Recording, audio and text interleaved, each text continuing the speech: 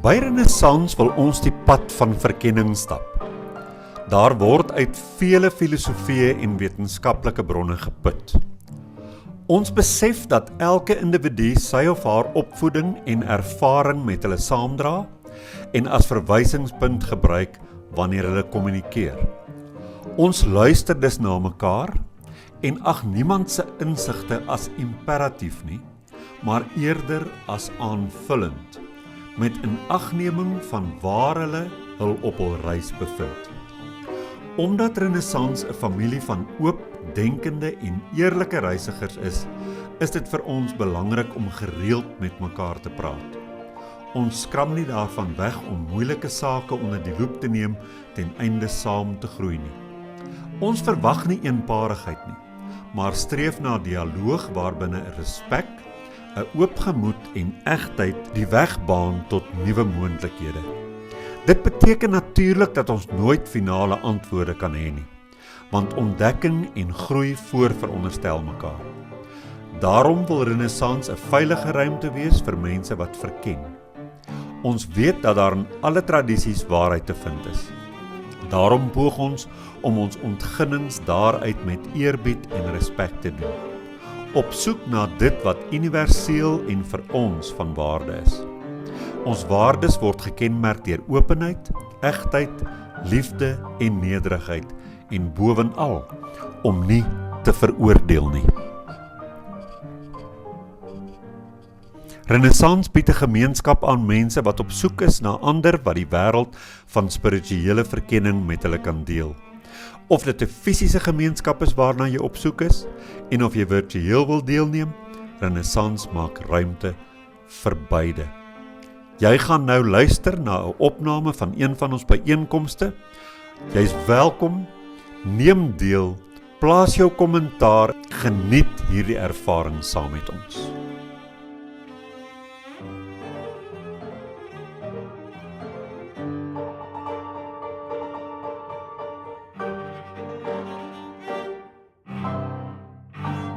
Goeiedag vriende, ons wil julle herinner om Renaissans in gedagte te hou met jou finansiële beplanning. As jy Renaissans 'n vaste item op jou begroting kan maak, kan dit ons help om 'n konstante inkomste te genereer, waarmee ons baie beter kan beplan en vooruitdink. Jou bydrae word opreg waardeer.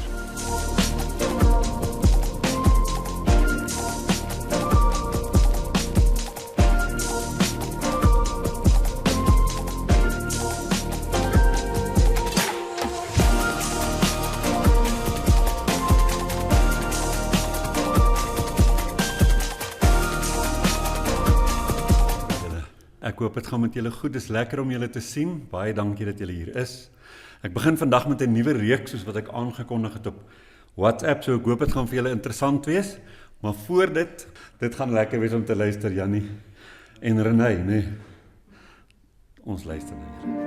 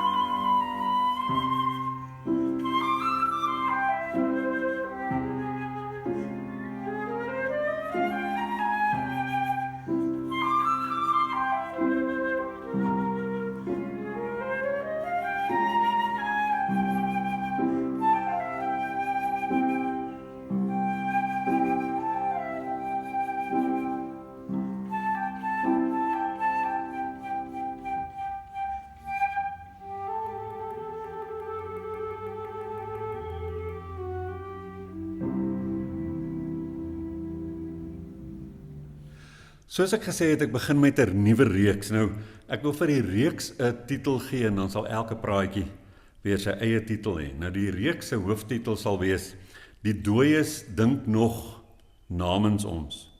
Antieke wêreldbeskouings wat ons steeds vandag beheer. En dis 'n reis deur mense se gedagtes wat lank al dood is, maar wat saam met ons ontbyt eet elke dag en die dag met ons ingaan. So die vraag is, waarom glo ek wat ek glo? En bots dit nie dalk met die feit dat ek glo dat ek modern is nie en niet dink nie. Mens kan dit opsom deur te sê dat antieke idees in ons moderne koppe steeds voortleef. Nou hoe ek hoop dat hierdie reeks ons gaan tref is dat dit moontlik vir elkeen van ons iets gaan ontbloot van 'n erfenis wat ons oorgehou het van antieke tye. En daarmee sê ek nie alles van antieke tye is sleg of onjuis nie, maar daar's dikwels goed wat eintlik maar net berus op bygeloof. En ons glo dit dalk nog. En dan hoop ek dat dit idees vir ons kan afbreek dat om modern te wees beteken dat ons nou vandag sentraal staan en dat ons nou objektief kan kyk na die werklikheid, terwyl die antieke mense nou deur 'n lens van bygeloof gekyk het. So my bewering is dat ons kyk ook deur 'n lens en baie daarvan is antieke bygeloof en dat ons nie so neutraal staan as wat ons dink nie. Nou as ek sê modern is dit nie 'n goeie beskrywer nie en julle weet dit ook, want ons is nou al postmodern, ons is nou al postmodern, so kom ons raak nie daaroor tegnies nie, maar ons praat maar net van ons wat in hierdie moderne tyd na die wetenskap leef. Waar leef hierdie idees in my, en ek sê dit met spesifieke nadruk, in my lyf? En waar leef dit in my verhoudings? En in my vrese? Dis 'n belangrike term, die vrese van antieke tye. So hierdie eerste praatjie vanoggend se titel is Die wêreld was nog nooit neutraal nie. Toe alles nog heilig was, was niks veilig nie. Nou daar is 'n Bybelse vertaling of verklaring vir die woord heiligheid, wat beteken dat dit iets is wat toegewy is aan. Met ander woorde, ons het altyd gesê, as ek heilig is, beteken dit dat ek 'n sirkeltjie denkbeeldig om myself trek en sê alles binne in hierdie sirkel is toegewy aan God. Dit is heilig. Maar daar's ander betekenisse ook vir hierdie woord, en in hierdie konteks bedoel ek dit anders. In hierdie konteks bedoel ek dat 'n mens dink daar's 'n magiese heiligheid. Hierdie ding is nie net materie nie, hierso is iets baie dieper omtrent hierdie verskynsel. En in daai sin was die wêreld vir die antieke mense heilig. Alles het geleef. En daarom was dit onveilig. So die moderne mens glo nou vandag dat hy die gode effektief doodgemaak het.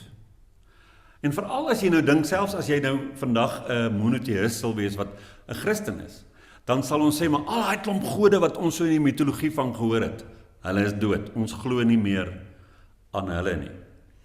Maar wat interessant vir my is dat monoteïsme is eintlik net op papier die waarheid. As jy regtig die antieke Israeliet se geskiedenis gaan fynkom, sal jy agterkom, daar het maar eintlik nooit 'n werklike monoteïsme in hulle geleef nie, maar dit was maar altyd so 'n bietjie van 'n weergawe daarvan wat ander goed toegelaat het, ander gode en ander invloede en so aan. So dit was nooit regtig so dat die antieke mense geglo het daar's hierdie een enkele God wat alles bestuur nie. Maar so is ons ook vandag, selfs as jy vandag 'n monoteïst sal wees, is daar ook baie ander invloede in die wêreld. So die moderne mens glo ek het die gode doodgemaak, maar hy tree steeds op asof alles om ons besig is om ons dop te hou. Ons leef asof alles om ons dop hou. Ons noem dit net nie meer gode nie. Ons noem dit energie. Die heelal, maar nou gaan ek nie die woord heelal gebruik nie, ek gaan sê die universe, want jy weet mos nou wat dit beteken as mense sê die universe het dit gedoen en die universe moet na jou kyk. Dit is 'n heilige ietsie daai universe. Dis 'n iemand. Of ons noem dit karma, maar iets hou vir jou dop. So dis 'n groot illusie dat ons hierdie neutraliteit het as moderne mense, dat ons kyk na die wêreld asof hy net daar is. Kyk, ons het nou ontdek wolke en 'n stormwind en die woestynwind. Dit is net fisiese realiteite en dis neutraal. Dis materie, dis net neutraal. En dis onpersoonlik. Dis nie meer die godin van reën nie, dis net die reën. Maar hierdie is 'n bitterlike onlangse opvatting. Baie onlangse opvatting. Vir die grootste gedeelte van die mens se geskiedenis was hierdie 'n absurde gedagte. Want vir antieke mense was die wêreld nie veilig nie, die wêreld was nie stil nie, en die wêreld was nie onbetrokke by jou lewe gewees nie. Die wêreld het na jou toe teruggekyk. Soos wat jy jou lewe leef, het die wêreld vir jou dopgehou, het jou bekyk. En is nie metafories gewees nie. Hulle het dit letterlik geglo. Nou kan jy nou vir jou voorstel, as jy dink die reën is 'n godin en die stormwind is, en hier leef jy nou en al hierdie goeters kyk vir jou. Hulle het dit letterlik geglo.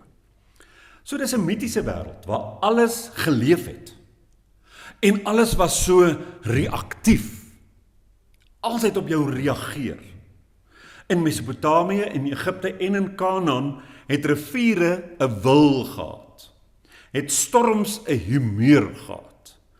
Was siekte 'n boodskap. Nou siekte kan 'n boodskap wees. Dit kan vir jou sê, jy was iewers waar daar kieme was, of dit kan vir jou sê, jy moet rus, of so. Maar daai is biologies. Maar hier vir hulle was die siekte aktiwiteit wat baie metafisies na jou toe gekom het en vir jou iets wil sê wat dit maak het met straf. Jy verdien hierdie storie. Onthou nou byvoorbeeld die vraag wat vir Jesus gevra is oor die doofstom kind. Wie het gesondig dat die kind so is? Daar was 'n verskillende boodskap hierin. Ons het jou dopgehou, jy's nie oulik nie, daarom hierdie siekte. En voorspoed was of 'n seën, of dit was baie verdag. Jy moes dit nie vertrou nie. Hierdie ding, en ons sê dit vandag nog, ek wonder hoe lank dit gaan hou. Hierdie gelukkie wat my nou getref het, ek wonder hoe lank gaan dit nou hou. Die gode was nie goed nie. Hulle was magtig. En daar is daar 'n enorme verskil tussen 'n goeie God en 'n magtige God. En dis 'n belangrike onderskeid waarmee ons as moderne mense sukkel. Ons verstaan dit nie regtig nie. Die antieke mense het nooit geglo of gevra, is God liefdevol? Gee hy om vir my? Dis glad nie die verhouding wat antieke mense met gode gehad het. Dit het later in die Israelitiese geskrifte kom jy agter, daar het dan ewe skielik 'n skuif gekom na 'n God wat liefdevol is, 'n God wat jou die kroon van die skepping maak en so aan. Maar dit was nie so gewees in die antieke wêreld nie. In die antieke wêreld was gode bitterlik wispelturig. Die mens was onderhewig aan die gode se giere en hoe hulle gevoel het. So ons het die heeltyd gevra as mens, hoe keer ek dat iets my tref? Hoe gaan ek maak dat iets my nie tref nie? Ek het een keer 'n oom gehoor sê, en dit was in my jong dae, het hy gesê, Flip, jy moet een ding weet van hierdie lewe. Die lewe is teen jou en jy's een mens wat kan keer. So dis maar ook in sommige mense se wêreldbeskouing is die wêreld is gevaarlik en die wêreld is 'n moeilike plek en jy moet jou vaardighede opskerp om te keer dat dinge met jou gebeur wat nie reg is nie. En dit is waar rituele begin belangrik raak het in die spirituele konteks. Die rituele was alles goed wat gekeer het. As jy van 'n spirituele ritueel hoor, selfs vandag, gaan fynkom 'n bietjie en kyk, waar kom hy vandaan en waarom doen ek dit?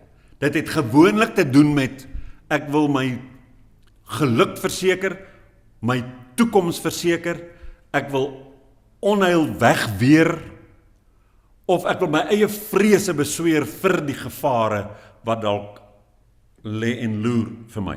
So 'n korrekte optrede of 'n korrekte handeling of ritueel was gebiedend noodsaaklik vir my oorlewing gewees. En daarom wemel antieke godsdienste van hierdie talle en talle rituele. Want dis belangriker en die fokus daar is baie sterker as op 'n opregte hart of 'n persoonlike ontplooiing of ontvouing of dat ek as 'n innerlike wese groei en wys word. Dit het gegaan oor oorlewing. Dit is waar godsdiens vandaan kom en rituele vandaan kom. En my teses vandag is, spiritualiteit lê op daai bed. Hy lê op daai bed. Ons dink hy's daarvan verwyder, hy is nie. As jy dink aan die chaos en orde spanning wat in die antieke mitologie voorkom, dan besef jy dat die antieke mense het 'n geweldige obsessie gehad met die groot chaos waaruit jy deur in konflik daarmee te gaan orde moet skep. Elke liewe antieke kosmologie draai om dieselfde angs. Chaos wil die heeltyd in my lewe deurbreek en ek moet dit keer en daar's konflik. Dis 'n stryd. Dis 'n oorlog wat aan die gang is. Die mens is eintlik in 'n oorlog gewikkel teen chaos. Jy kry dit steeds vandag in die godsdienste, veral in die charismatiese godsdienst, verskriklik. En daar's een enkele versie wat hulle sal uitruk uit die Bybel en sê, maar hier kry ons mandaat hiervoor. En dit is wat Paulus gesê het. Ek is nou nie seker of dit Paulus is nie, hoor. Ek moet julle nou eerlik sê, ek moet gaan kyk of dit dalk een van die Pseudo-Pauliniese briewe is moontlik nie Paulus wat dit gesê het nie, maar daai skrywer het gesê, ons stryd is nie teen vlees en bloed nie, maar hoor dit, ons het 'n stryd. Ons stryd is nie teen vlees en bloed nie, maar teen die bose magte in die lig. En daarom is vanoggend in kerke hier, word bose geeste besweer asof dit uit die mode uitgaan. Hulle bind hierdie en ontbind daai en jaag hierdie weg en gaan te kere. Dis 'n geweldige en vir hulle 'n werklike stryd wat hulle het teen bose magte. So, jy kan verstaan dat as 'n mens leef in so 'n ervaring van die wêreld, dat jy iewers jou toevlug na goed toe gaan soek wat jou kan beskerm. Nou ek gaan iets herhaal wat ek in 'n klomp praatjies geleer het. Dit was verlede jaar in Junie iewers het ek gepraat oor Chaos en Tiamat en Marduk. Ek gaan dit net gou-gou vir julle weer vertel die storie. Tiamat was die slang van die oerwaters, die chaos motief. Maar in sommige van die mitologieë is Tiamat die oerwater self. En in daai sin kan jy dit vergelyk met wat in Genesis staan wat sê, dit was alles net woes en leeg, voordat die water in die land geskei is. Dit was in sekere van die mitologieë word dit genoem in Engels the deep. Hierdie diep, donker, chaotiese, siedende waters. En daaruit moet nou orde geskep word. So wat toe gebeur in hierdie een mite, is dat die jong god Marduk, nou hulle beweer dit is Tiamat se eie seun, die jong god Marduk moet in opstand kom teen hierdie ma van hom, die draakslang van die oerwaters of die oerwater self, en hy moet orde skep deur met haar in 'n oorlog in te gaan. En toe verklaar hy oorlog teen haar, wat hy doen is hy blaas kliphard in haar bek, blaas hy in, en dan skeer haar in twee, sodat dit 'n koepel vorm. Bo is dit nou die gewelf en onder is dit die plat aarde. En dit is presies wat in Genesis ook gebeur, net nie in sulke dramatiese terme nie, maar hier word 'n wêreld geskep wat 'n 3-laag wêreld is, en jy daar die koepel en bo kan dit is die gode, en jy het hier onder die aarde, en hier bly ons op die aarde, maar onder dit in die waters is daar al hierdie bose magte. So, vir hierdie antieke mense was daar deur 'n oorlog tussen die jong god Marduk en sy ma Tiamat, is daar uiteindelik uit chaos is daar orde geskep. En dit bly 'n tema in die antieke tye wat werklik hardloop deur alle mense tot vandag toe, en weer eens wil ek sê in mense wat animisties dink, okkulties dink, is dit so. Ek het vir julle in daai praatjie die voorbeeld genoem van 1992, toe ek en my gewese vrou het nogal oor die goed bietjie verskil, en sy was geneig daaraan om erg in te koop in hierdie geesteswêreld storie, en sy nooi 'n vrou met die naam van Amanda Buys, dit was 'n dokter destyds in Sasolburg, en sy vrou het deur hierdie land gegaan met wat sy genoem het 'n Kanaan bediening, en sy het bevryding gedoen. En toe nooi sy haar met ons gemeente se vrouens te kom praat van 'n Vrydag tot 'n Sondag. Ek was nie baie gelukkig nie, maar ek sê toe goed, ek gaan die klank doen sodat ek kan hoor wat daar gesê word. En die vrou sê vir my, ons gemeente, dis nou Riebeekstad, nou ek weet nie of julle dit ken, Riebeekstad is so 'n buurt buite Welkom, maar is eintlik Welkom, maar dit het begin deur dat die besigheidsmanne wou nie in die myndorp wees nie. Toe bou hulle so 'n skildbult buurt. En hulle was baie trots ook daarop, ons is nie deel van Welkom nie. En toe sê sy, maar die rede dat my gemeente so hoogvaardig is en so hoogmoedig is omdat ons kerk staan reg langs die watertoring en Leviathan, die slang, is in daai water. En sy het om daai watertoring gaan staan en stap en daai Leviathan nou bestraf, dat die gemeente kan nederig word. So die goed leef vandag nog. Nou gaan julle vra, hoekom praat jy met ons oor sulke goed? Het jy vergeet ons is Renaissance? Maar nou is ek moedswillig vanoggend deur vir julle sê, ek vat julle stadig, ek begin wyd en ek trechter hom in en uiteindelik wil ek sê, ons het ook goeders in ons spiritualiteit wat hiermee verband hou en wat op hierdie bene staan.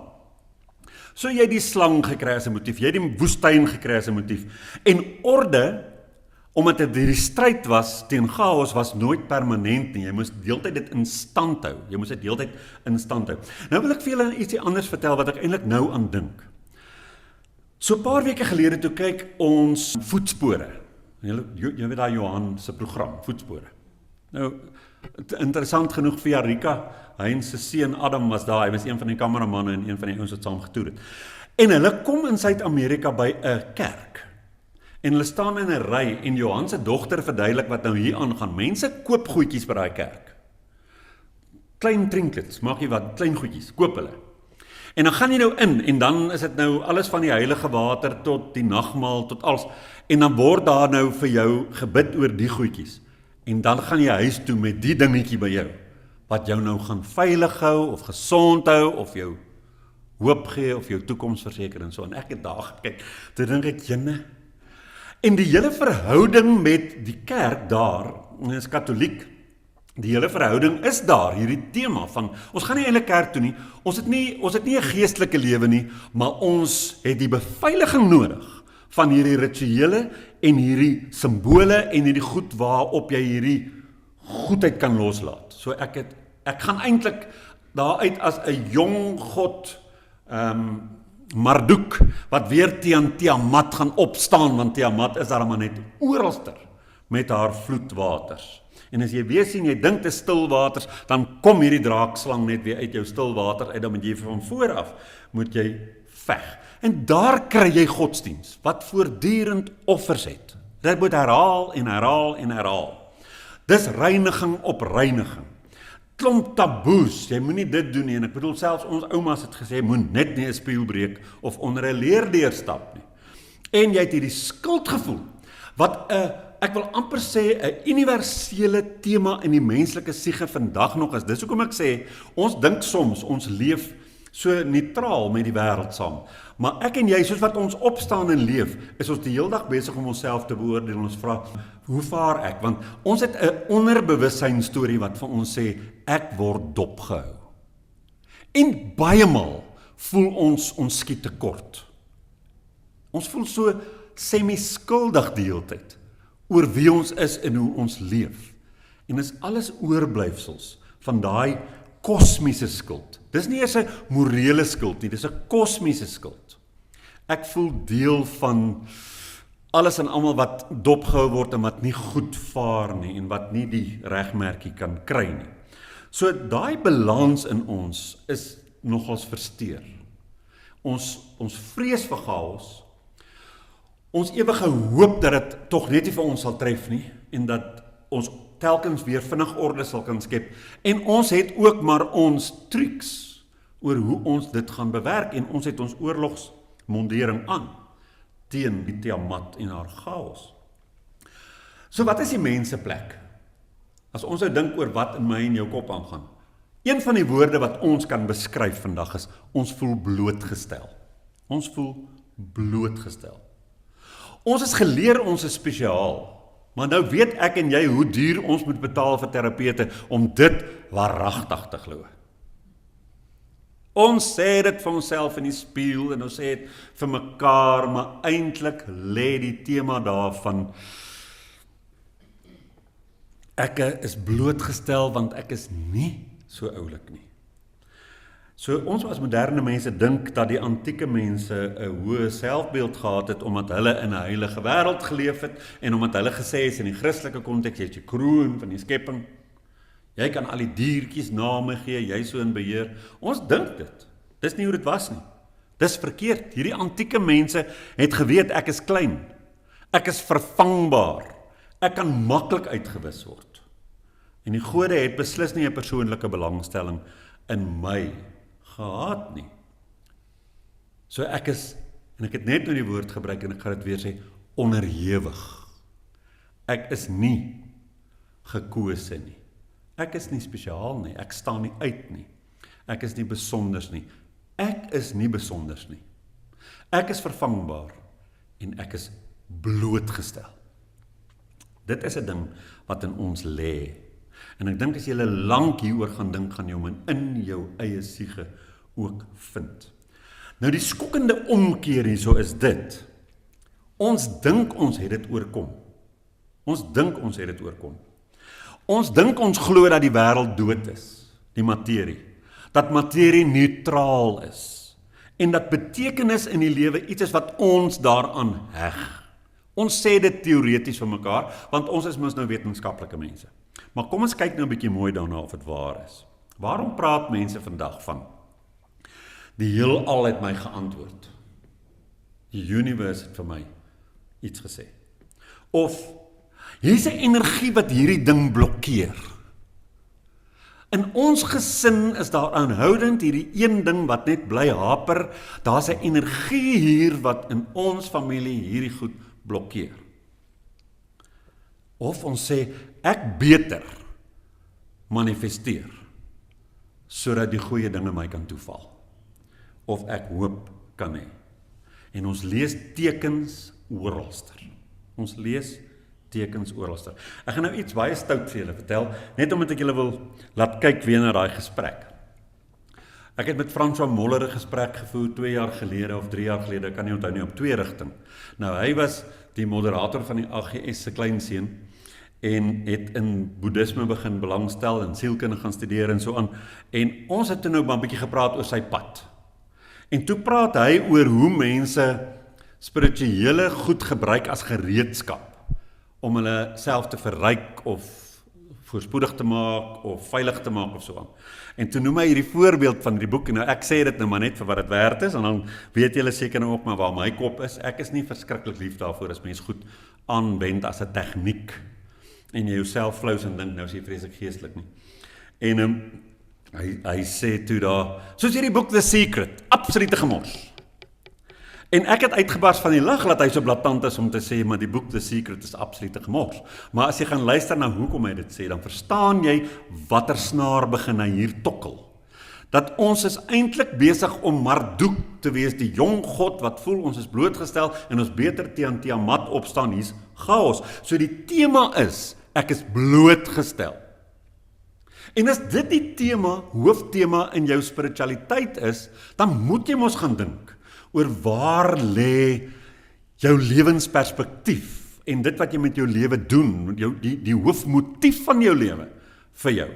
Want 'n mens kan maklik, as jy dit raak sien, uitkoop uit daai ding en jy kan baie vrykom van hierdie hele gevoel dat jy alleen is teen 'n wêreld.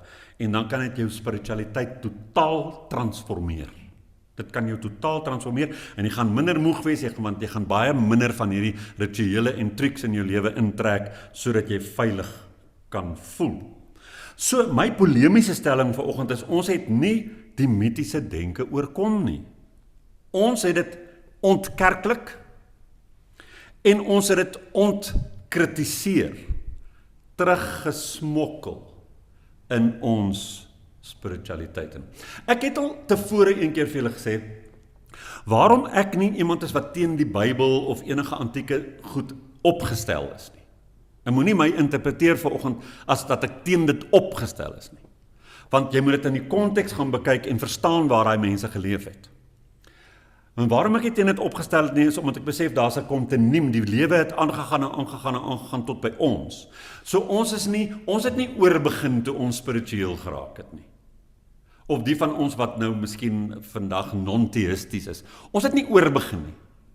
En dit het ek ook 'n paar weke terug gesê. My en jou wêreldbeskouing het nie begin by sub A of nou die dag of die dag toe jy begin dekonstrueer het aan jou godsdiens nie. My wêreldbeskouing lê binne in my en ek wil so ver gaan te sê DNA, want ek is deel van die menslike spesies, die ras. So ons het baie van daai goed wat met ons saamkom en ons het maar net afgeskil, maar daar's verskriklik baie bygelowigheid in ons spiritualiteit wat oorgebly het. So ons het dit teruggesmokkel en ons het dit net verander. Die rituele lyk net anders.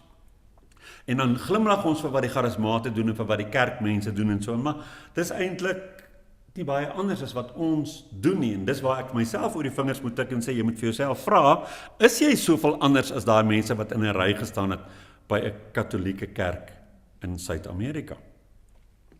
So ons het 'n moderne magie, moderne towerkuns, met 'n wetenskaplike sousie of 'n wetenskaplike aksent het ons ontwikkel. Die antieke mense het gedink, as ek die ritueel verkeerd kry, gaan my beeste vrek. Die moderne mens dink, as ek nie positief dink nie, saboteer ek my toekoms. Ek moet net positief dink. Ek moet net positief dink. Dis dieselfde struktuur. Dis dieselfde motief. Dis net 'n ander woordeskat. Die wêreld kyk met ander woorde in daai wêreldbeeld nog steeds vir jou so. Is jy positief? O, jy's nie positief nie. Jy gee verkeerde vibes af. Vir jou gaan 'n klap met 'n siekte. Dis wat ons dink. Ek stel dit baie bar, maar dis hoe dit is. Die wêreld kyk en ek het nie die regte vibe nie. Dit is 'n psigologiese erfenis, hierdie angs. Angs is stokoud en ons sit met daai angs. Ons leef in 'n wêreld wat lewendig is in ons koppe. En 'n wêreld wat lewendig is onvoorspelbaar tensy ek weet hoe om hom te manipuleer. Ons leef in 'n wêreld wat gevaarlik is, tensy ek weet hoe om die gevare af te weer. Ons leef in 'n wêreld wat moreel onverskillig is. Hy doen net wat hy wil met enige mens, tensy jy die Here ken, die bloed van Jesus oor jou lewe het, of die regte spirituele ingesteldhede handhaaf. Anders as hy onverskillig met jou.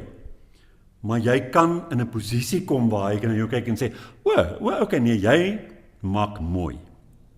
En dan gaan sy onverskilligheid so bietjie bedaar. Nou hierdie wêreldbeskouing leef vandag voort in ons en as 'n eksistensiële angs. As 'n beheermanie in ons lewens. En daai beheermanie het nie net te doen met waar ons goed op ons kombuiskaste neersit en hoeveel keer ons kar was en sorg dat daar nie papiertjies in hom rond lê of sorg dat ons kinders ons gereeld bel of daai klomp beheere wat ons uitoefen nie.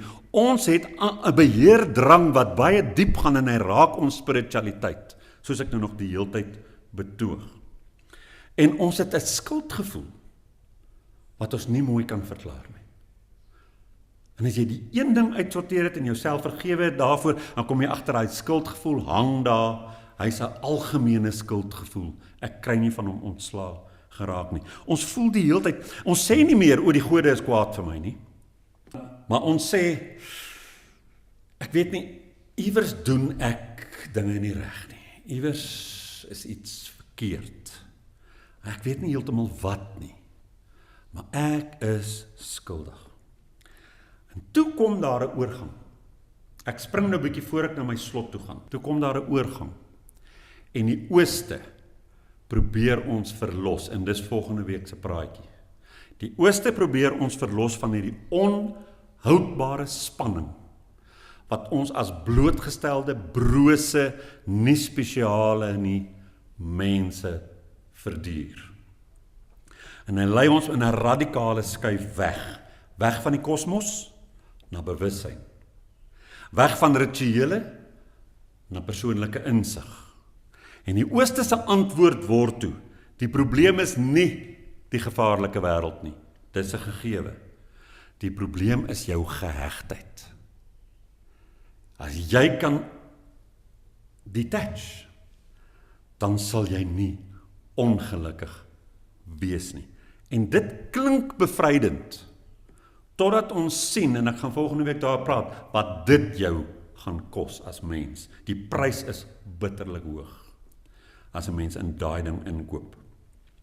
So wanneer mense sê, hulle wil weer in 'n heilige wêreld leef, en ons het dit gehoor die afgelope tyd, en Heinz Winkler het nou weer 'n keer gegaan oor die brande, en gesê, dis omdat ons nou weer nie Christelik genoeg is, en so aan nie.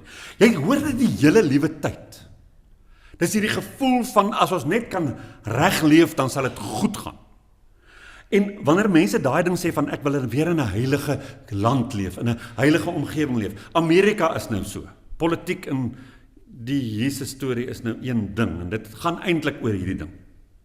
Dis die angs oor ons land, en nou word ons vreeslik Christelik, en my broer se dogter sê gisterand vir my, sy studeer in Amerika, en sy sê vir my, sy het 'n kerk bygewoon 5 jaar gelede, was 'n presbyteriaanse kerk, sy sê, en die predikant praat oor Amerika wat weer na die Here toe moet terugkom, en dit is die een skapie van die 10 wat weggeraak het, en Amerika is daai een skapie wat weggedwaal het van die Here af, en hulle moet Amerika terugbring na die Here toe. Sy sê in die volgende oomblik toe is die oplossing, ons moet van die immigrante ontslaa raak, want hulle het vreemde godsdienste hier ingebring.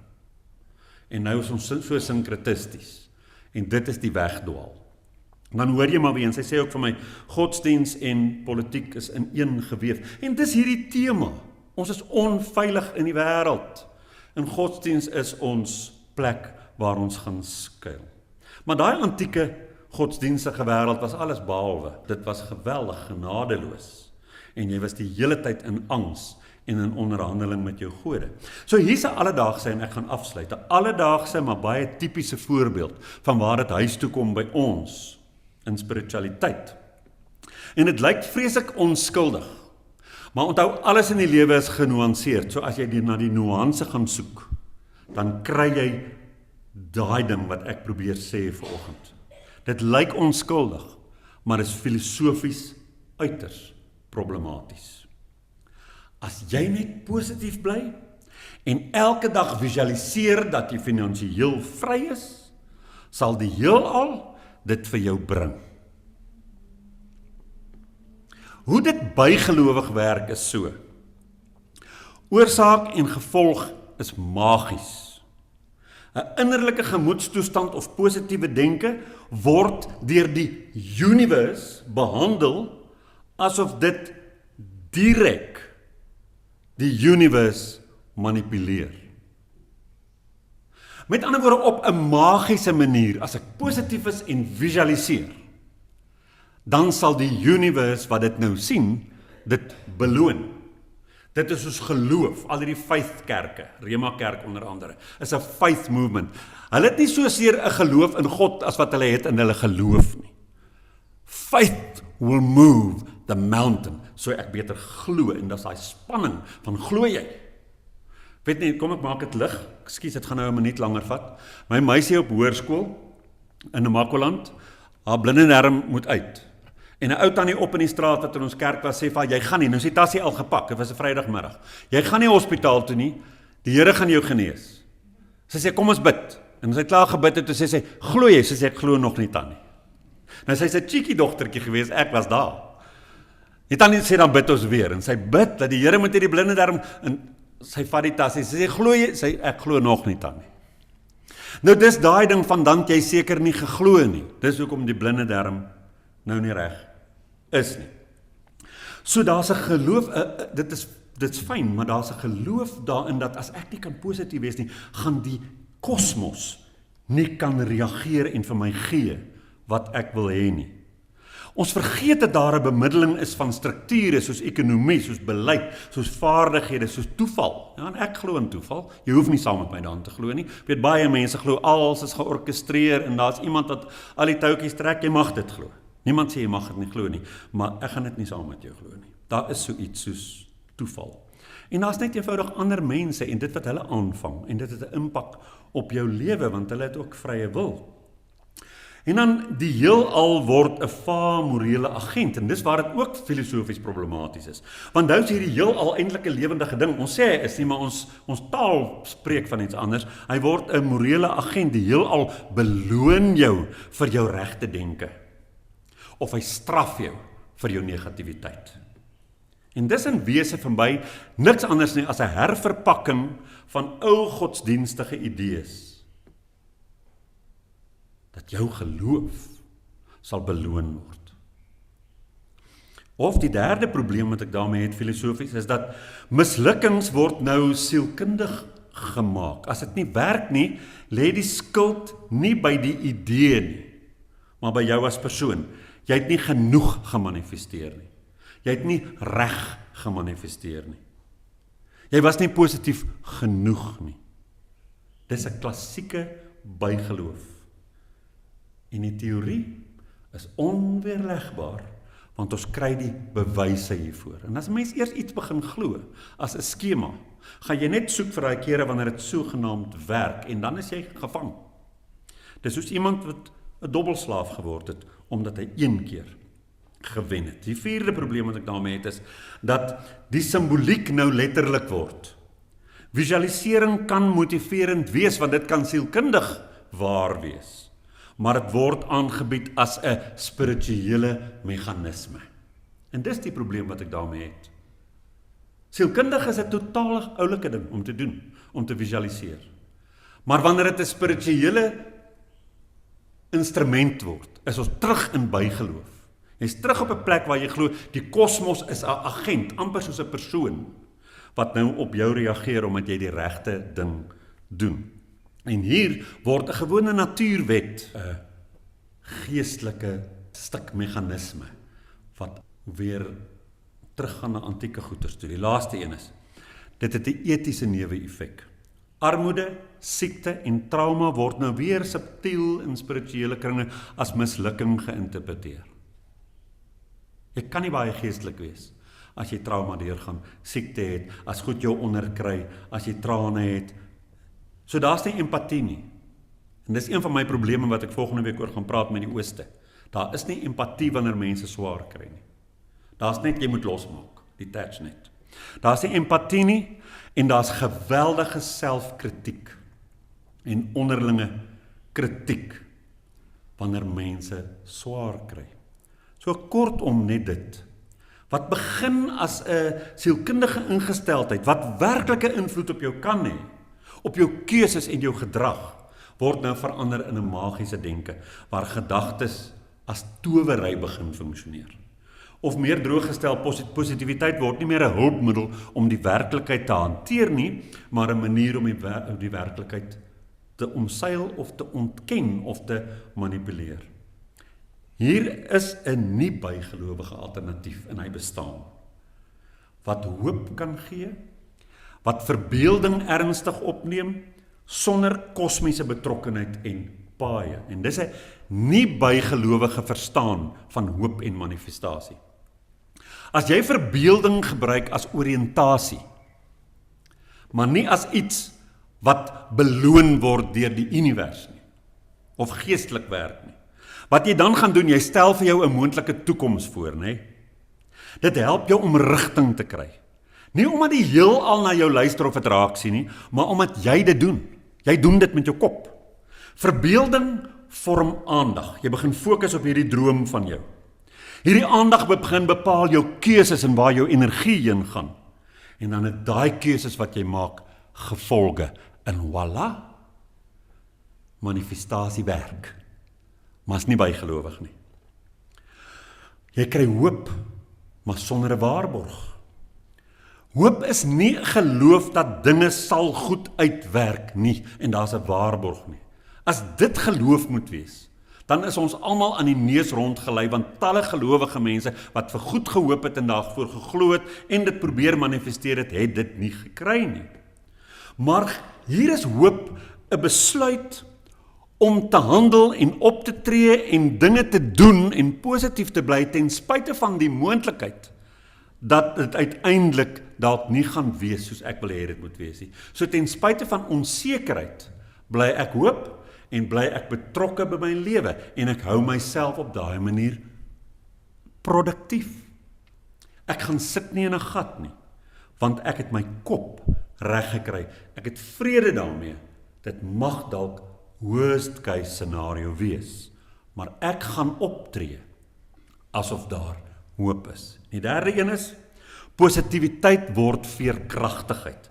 As 'n mens positief is, nie om pyn te ontken of siekte te misken of om die heelal te probeer beïndruk nie, maar bloot positief is om jouself die vermoë te gee om die pyn te kan dra, sonder dat jy jou betekenishegting aan die lewe verloor. Met ander woorde, jy begin nie goed sê soos, ja, dis nou tipies dat ek nou weer met hierdie skete moet sit, want ek is nou mos altyd die ou wat, as jy in 'n negatiewe ding begin ingaan, jy gaan na jouself toe as hierdie mislukking en jy verdien dit en sien dit gebeur altyd met my, dit is waar dit 'n verskriklike neerdrukkende lewe vir jou word, waar jy in hierdie totale oorlog weer eens is met Tiamat, met hierdie chaos die hele tyd, en jy glo, dat is nou maar net jou lot. Daai soort van negativiteit, jy verloor die betekenis wat jy in jouself moet heg. Dis neutraal. Ek is neutraal, ek is nie goed of sleg of beter as ander mense nie. Ek verdien nie minder of meer as hulle van sleg nie. Dis maar net hoe dit gebeur. Maar as ek kan sê, ek bly by myself. Ek bly by 'n neutraliteit oor wat die heelal van my dink en wat my waarde is. En ek weet, ek is mens, ek is spesiaal, en hierdie elende wat nou oor my is, dra ek met 'n wete dat dit sê niks. Hier's nie 'n boodskap oor hoe sleg ek is, hoe oneffektief ek is, hoe ongeestelik ek is, of wat dit ook al mag wees nie. En dan die vierde ding is, simboliek bly dan net simboliek. Wanneer antieke tradisies begin praat het van woord wat gespreek word, lig wat gestuur word, of saad wat in die grond gesit word, dis metafore. En hulle het baie van hierdie goed letterlik gesien. Maar dit is nie fisika nie. Dis 'n taal, bloot metafories, vir innerlike prosesse. Die fout begin wanneer metafore as meganismes verkoop word. As ek vir jou sê wanneer jy siek is, ek stuur vir jou wit lig, en ek glo wragtig dat ek nou met hierdie woorde wit lig na jou te stuur fisies, wat nou daar iets gaan doen in jou lyf, is ek bygelowig. Maar as dit vir my 'n metafoor is vir ek wil helderheid en gesondheid, ek wens dit vir jou toe. Weet jy wat gebeur dan? In daai telefoonoproep, of daai WhatsApp boodskap, daai liefde van my wat jy kan voel, dis soos ek wat vir ons hond gesê het 5 jaar terug, en ek meen sy was op haar einde, ek het geweet sy kan nie leef nie, maar kyk ek aan haar oor, dan sê ek, ag ek wens so my liefde kan jou gesond maak. Dis daai ding, en is daai liefde wat na daai mens toe aankom, wat iets vir daai persoon doen, en moontlik kan help met die genesingsproses. Maar die verantwoordelikheid bly 'n menslike een, dit is my laaste punt. Daar is nie. Julle hoef dit nie te glo nie, want ek is nie 'n guru nie. Maar ek stuur bietjie vandag.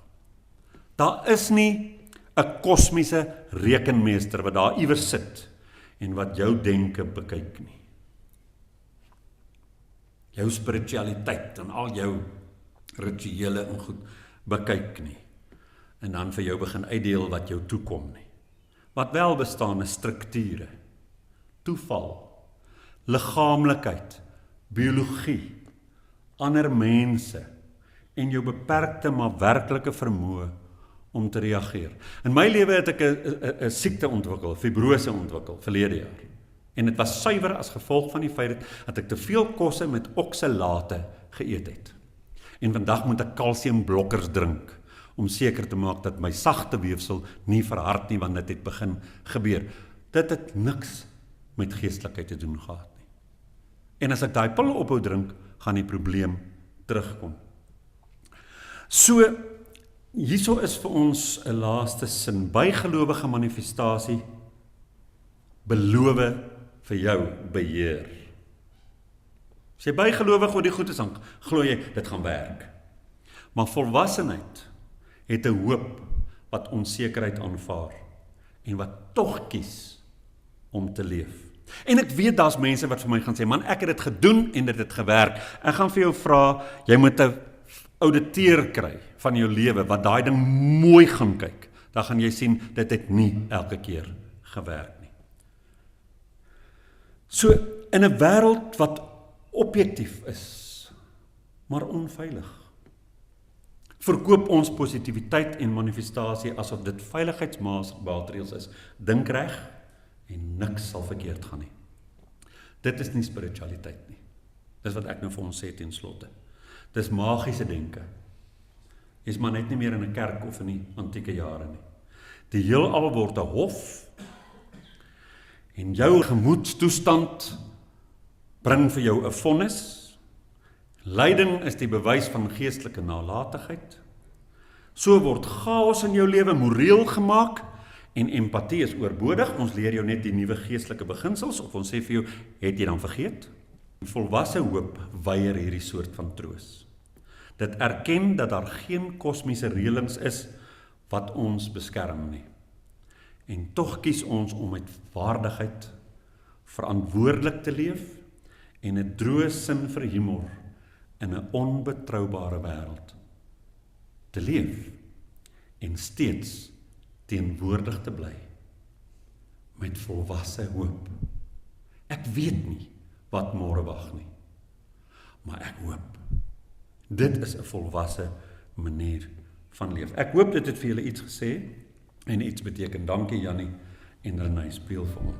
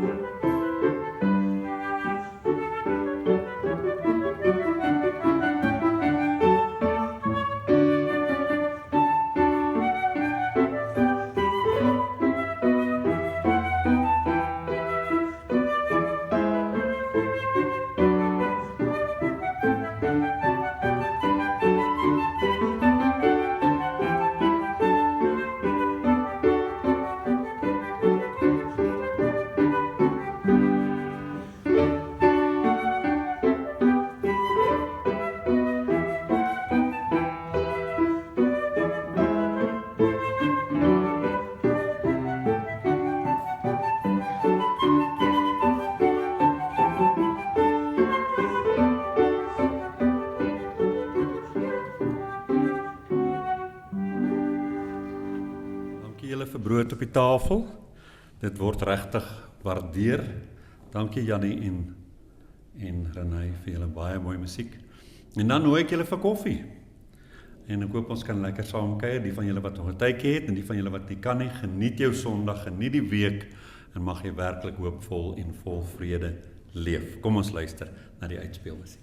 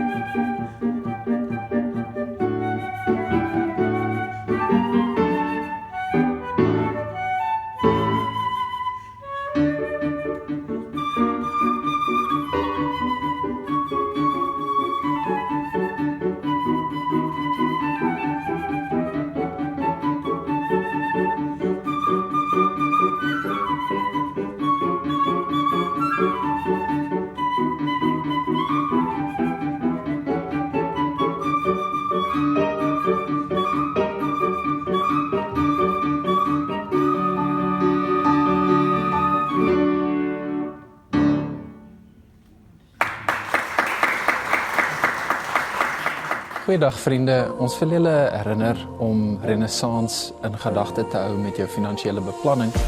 As jy Renaissance 'n vaste item op jou begroting kan maak, kan dit ons help om 'n konstante inkomste te genereer, waarmee ons baie beter kan beplan en vooruitdink.